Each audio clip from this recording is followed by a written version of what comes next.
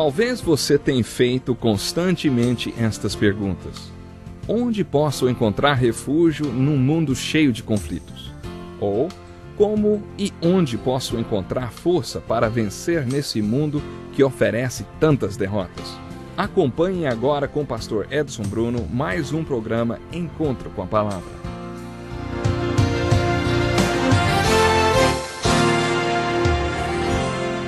Olá, seja muito bem-vindo a mais um Encontro com a Palavra. Para mim é um prazer, uma alegria muito grande poder estar chegando até você. Acomode-se, acompanhe o estudo de mais uma porção da Palavra do nosso Deus.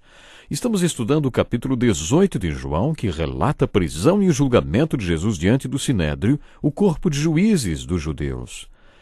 É evidente que esse julgamento judaico não foi justo. Ninguém esperava que Anás, corrupto do jeito que era, pudesse conduzir esse julgamento de maneira legal e imparcial. O parágrafo que veremos a seguir nos leva novamente a Pedro. Enquanto Simão Pedro estava se aquecendo, perguntaram-lhe outra vez: "Você não é um dos discípulos dele?" Ele negou, dizendo: "Não sou." E então, um dos servos do sumo sacerdote, parente do homem cuja orelha Pedro cortara, insistiu: "Eu não o vi com ele lá no olival." Mais uma vez Pedro negou, e no mesmo instante, um galo cantou. Lucas acrescentou um detalhe muito importante ao relatar este momento.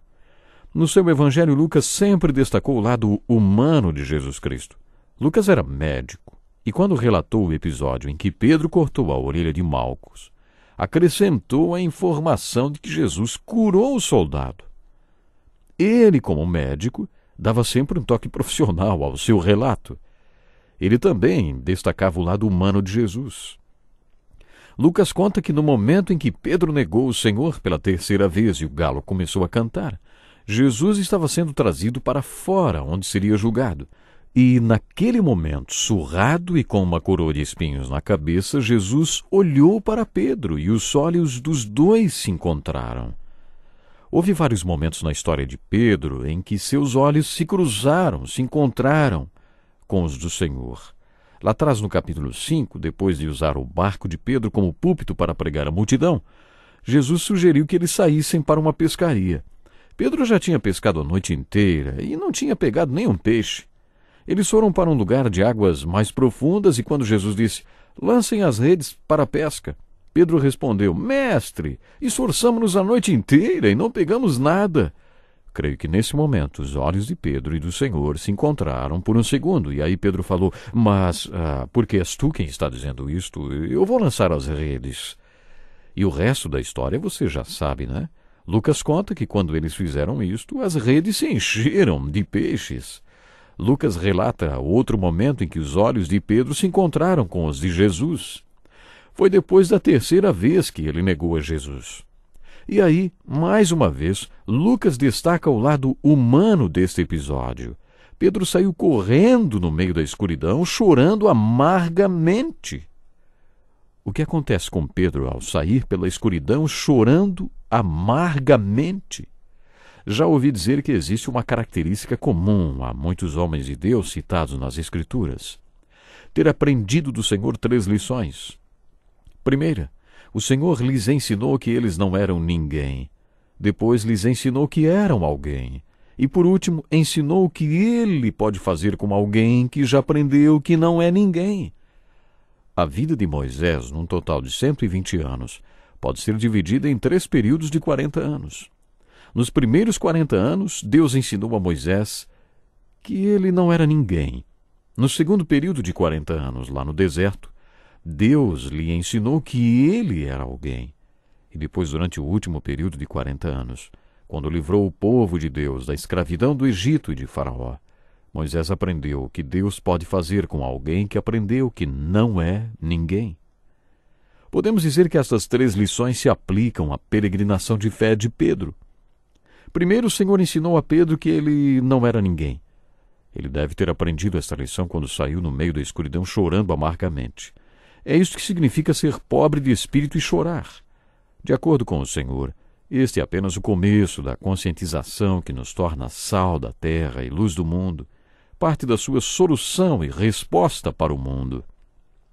O Senhor aparece a Pedro depois da sua ressurreição e os dois têm um momento maravilhoso juntos, relatado no capítulo 21 do Evangelho de João.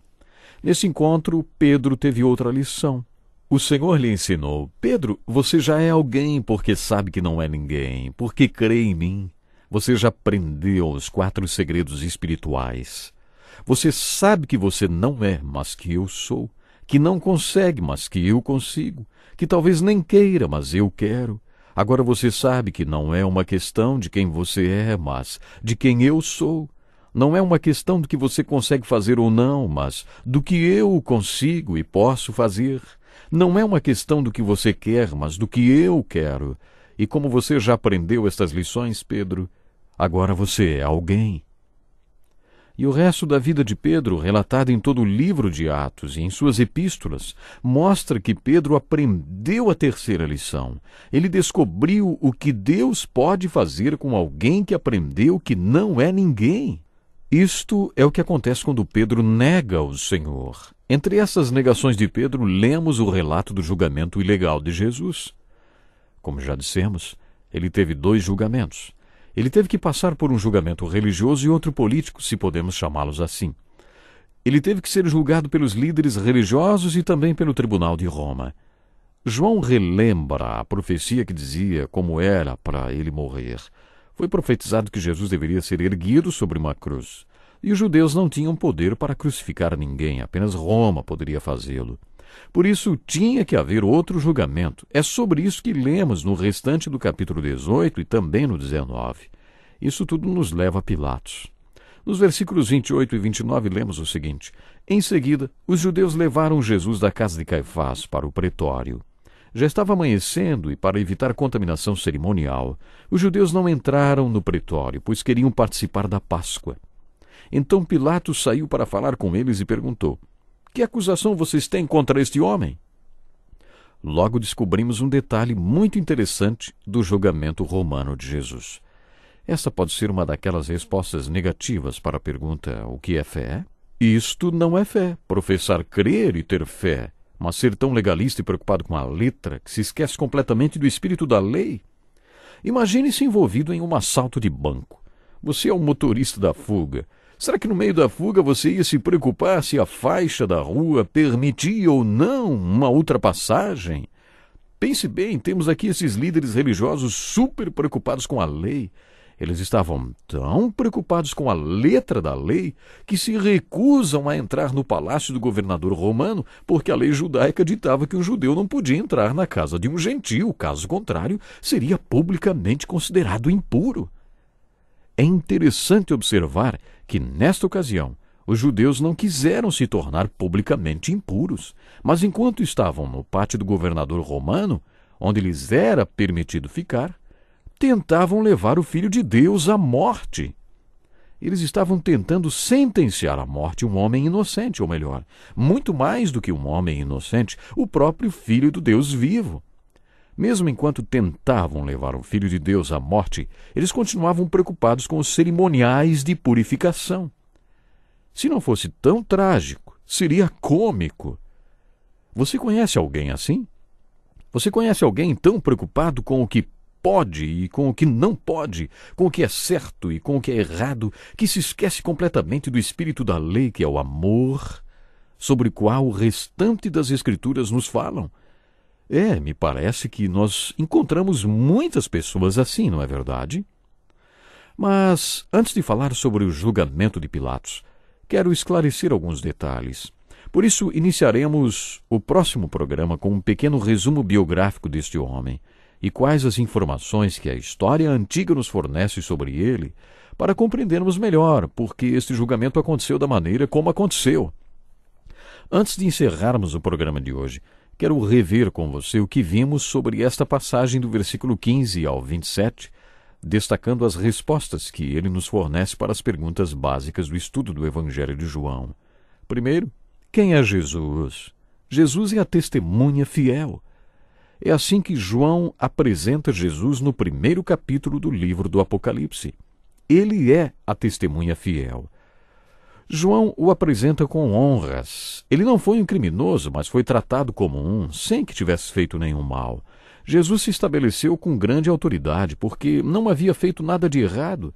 Podemos chamá-lo de testemunha fiel ou vítima inocente, como vimos nesta passagem de João.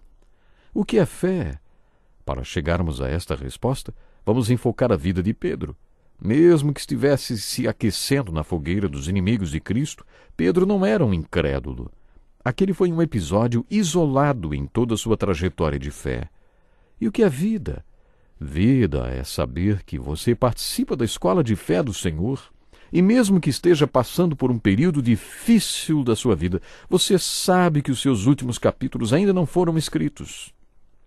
Acontece de um crente verdadeiro passar por situações como a que ocorreu aí na vida de Pedro. Saiba que não tem problema quando caímos. Uma queda ou um fracasso não significa perda completa de fé. Acho que esta certeza é minha resposta para a pergunta o que é fé, de acordo com esta parte do capítulo 18 de João. Vemos incrivelmente retratada fé, e de uma forma muito bela, em todo esse acontecimento. Por exemplo, na questão da negação de Pedro. Ele saiu correndo durante a noite e chorando amargamente. Seu coração ficou partido. Ele sentiu aquele olhar de Jesus como algo penetrando fortemente até a sua alma.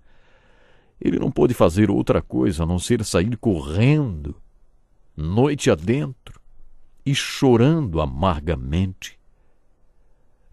Pedro foi completamente tocado por aquele olhar de Jesus e tocado por sua própria atitude de ter negado Jesus Cristo. Isso é algo muito importante. E o mais importante, que retrata para nós a resposta da pergunta o que é fé, o que é mais importante, é a grande possibilidade que temos de uma reviravolta na nossa vida. Foi exatamente o que aconteceu com Pedro. A partir daquele momento, Pedro começou a caminhar rumo à sua vida definitiva como homem de fé, como homem estruturado, como homem estável, pronto para fazer o que fez. Que Deus nos ajude a sermos pessoas com muita fé, pessoas que amam o Senhor Jesus de verdade e que valorizam o seu sacrifício. Deus abençoe você. Até o próximo programa. Que lição importantíssima. Obrigado, Pastor Edson Bruno. Prezado ouvinte, coloque em prática o que você ouviu aqui. Sem dúvida, sua vida será grandemente abençoada. Este é um estudo escrito pelo Dr. Dick Woodward, na voz do Pastor Edson Bruno. Escreva-nos e solicite o material. Nosso endereço é Encontro com a Palavra, Caixa Postal 2011, CEP 89201-970, Joinville, Santa Catarina. Até o nosso próximo Encontro com a Palavra.